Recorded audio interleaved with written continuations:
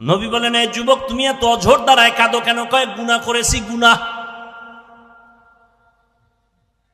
গুনাহ করেছো, আমার মাওলা পাকের রহমত সম্পর্কে তোমার কি ধারণা নাই? বলে, ও পয়গম্বর, আমার মন বলে আল্লাহর রহমত থেকেও বড় গুনাহ করেছি। জমিন থেকেও বড়? কয় হ্যাঁ। আসমান থেকেও বড়? কয় আসমান থেকেও বড় গুনাহ করে ফেলেছি। এইভাবে বলতে বলতে বলতে বলতে এক পর্যায়ে যুবক বেহুশ হয়ে গেল। এবার নবী বলে, এত কইতেছো, গুনাহটা কি বল? আল্লাহর বান্দা যুবক কান্না করে বলে, পয়গম্বর, এত মারাত্মক অপরাধ আমি করেছি।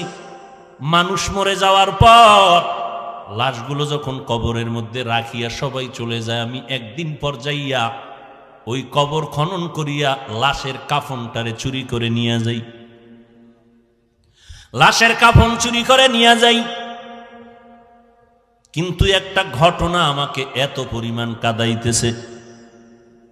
এলাকার মধ্যে এমন একটা সুন্দরী রূপসী নারী যুবতী, তার ইন্তেকাল হয়ে গেল। কবরের মধ্যে সবাই দাফন করলো, কাফন দাফন করে বিদায় হওয়ার পর আমি গিয়া যখন পরের দিন মাটি খনন করিয়া কবরের মধ্যে সুন্দরী রূপসী ওই কন্যা নারীটার কাফন নিয়ে আমি যখন টান দিয়া চলে যাইতেছিলাম, পেছন দিক থেকে আওয়াজ। এক পর্যায়ে আমি আবার ওই লাশের সাথে জিনায় লিপ্ত হয়েছিলাম।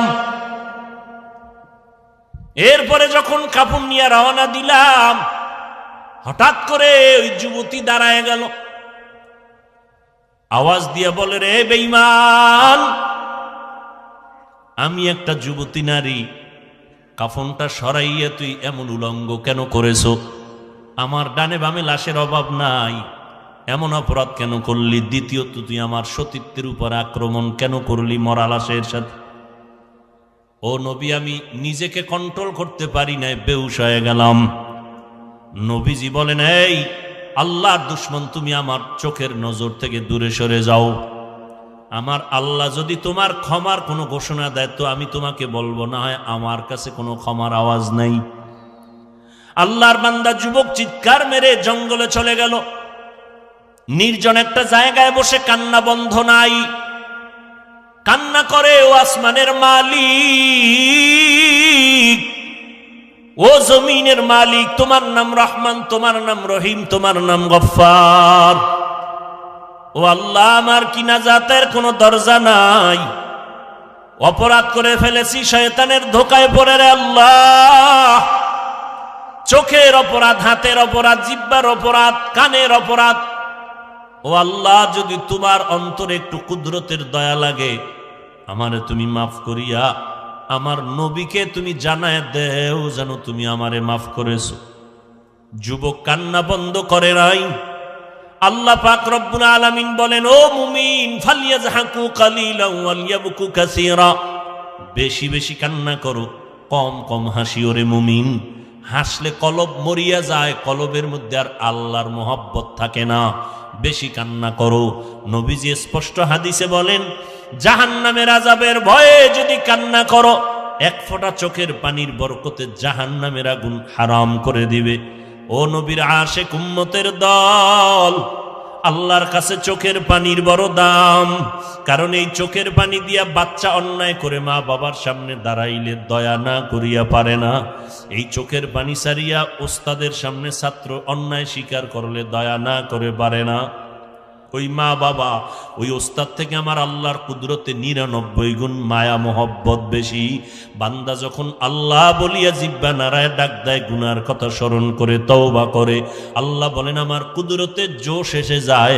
আমি বান্দার জীবনের গুণ এক ফোঁটা চোখের পানির বরকতে এমনভাবে মাফ করে দেই, বান্দা একদিন, 2 দিন, 1 বছর, 2 বছর, 80 বছর পর্যন্ত গুনাহ করিয়া পাহাড় বানাইছি, আমি আল্লাহ এক ফোঁটা চোখের পানির বরকতে পুরা জীবনের গুণ একটা সেকেন্ডে মাফ করিয়া তারে পবিত্র বানাইয়া দেই।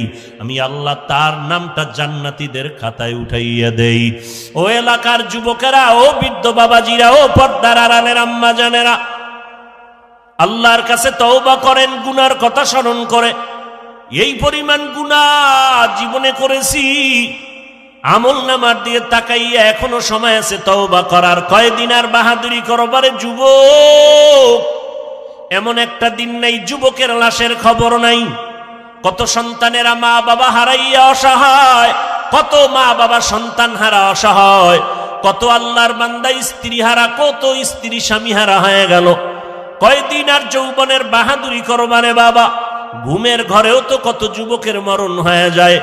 কয়দিন আর দুনিয়াদারি কিছুই না রে বাবা। আল্লাহ রিজিকের মালিক, আল্লাহর কোরআন সত্য, নবীর কথা সত্য। আমরা নবীর তরিকা মানিয়ে যারা চলার চেষ্টা করি, কই আমাদের তো সম্মান কমে নাই, ইজ্জত কমে নাই। দুনিয়ার সব বেঈমানেরা পেছনে লাগছে ইসলাম বন্ধ করে, কোরআনের আওয়াজ বন্ধ করার জন্য, মাদ্রাসা বন্ধ করার জন্য। আল্লাহর হাজার শুকর, এত দুশ্মনের মাঝেও আল্লাহর কোরআন এবং সুন্নাতওয়ালারা এখনো সম্মানে আছে, ঠিক কিনা? অতএব আমি যুবকদের বলবো, এখনো সময় আছে, তওবা করে নাও। স্কুলে পড়ো, কলেজে পড়ো, চাকরি করো, ব্যবসা করো, বাধা নাই। 5 বেলার নামাজ পড়ো, মা বাবার দোয়া নিয়ে চলো, উলামায়ে আহলে হকদের পরামর্শ নিয়ে সুন্নত অনুযায়ী চলো। নবীর তরিকার বাইরে তোমার জিন্দেগি চালাইলে কোনো লাভ হবে না। তোমার মতো আমার মতো কত যুবক ডাক্তার, ইঞ্জিনিয়ার, প্রফেসর 5 বেলার নামাজ পড়ে, অভাব নাই। তুমি কেন পারবা না রে বাবা? আমার গোলাম হতে বলি না, কোনো পীরের গোলাম হতে বলি না, তাবলীগের গোলামি করতে বলি না, কোন রাজনৈতিক দলের গোলামি করতে বলি না। একমাত্র বলি আল্লাহর গোলাম হও, নবীর আদর্শের মালা গলায় লাগাও। চাকরি করো, ব্যবসা করো, কোনো বাধা নাই। মা বাবার দোয়া নিয়ে সামনে আগাও। ওই যুবক এমন কাদাই যে কাঁদলো, তুমিও যদি চোখের পানি ছেড়ে এখনো বলতে পারো, দয়ার মালিক, এই ময়দানের মধ্যে তুমি দিলের হালাত জানতেছো। আমার মতো গুনাহগার এই ময়দানে হয়তো কেউ নাই রে আল্লাহ। এই গুনাহ নিয়ে কবরে যেতে চাই না। ওই এত পরিমাণ অপরাধ করেছি, অপরাধের খবর আমার মা বাবা আপনজনেরা জানলে কেউ সম্মানের চোখে তাকাইতো না। আজকে তওবা করতেছি, আর নামাজ ছাড়বো না, দাড়ি কাটবো না, বেপরদায় চলবো না, নবীর তরিকা নিয়ে চলবো। সমস্ত নবীরা যেই দিনের দাওয়াত দিছেন ওই দাওয়াত অনুযায়ী চলবো। নবীর সুন্নতের বিপরীত চলবো না। ওলামায়ে কেরামদের সাথে বেয়াদবিমূলক আচরণ করবো না। মা বাবার সাথে বেয়াদবিমূলক আচরণ করবো না। আজকে থেকেই তওবার নিয়ত যদি করতে পারো, আল্লাহ তাআলা দরজা খুলিয়া দিবেন ওই যুবকের কান্নার উপরে। আল্লাহ জিবরাইল আমিনকে পাঠাইয়া নবীর সামনে গিয়া বলে, ও পয়গম্বর, ওই বান্দাকে আমার আল্লাহ ক্ষমার ঘোষণা দিয়ে দিছেন। এবার নবী ওই যুবকের ডাকলো আর বলল, যুবক, তোর চোখের পানি আল্লাহর আদালতে কবুল হয়ে গেছে। তোর ওই চোখের পানির বদৌলতে আল্লাহ তোর জীবনের গুনাহগুলো মাফ করে দিয়েছেন।